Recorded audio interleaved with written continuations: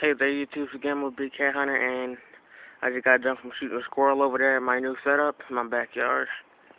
I'm about to go show you. I shot it with the Ruger Explorer, and I feel it was about a 25-yard shot.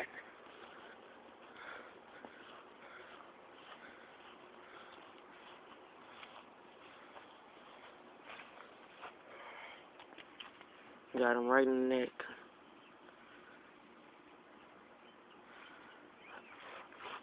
Alright. He's dead.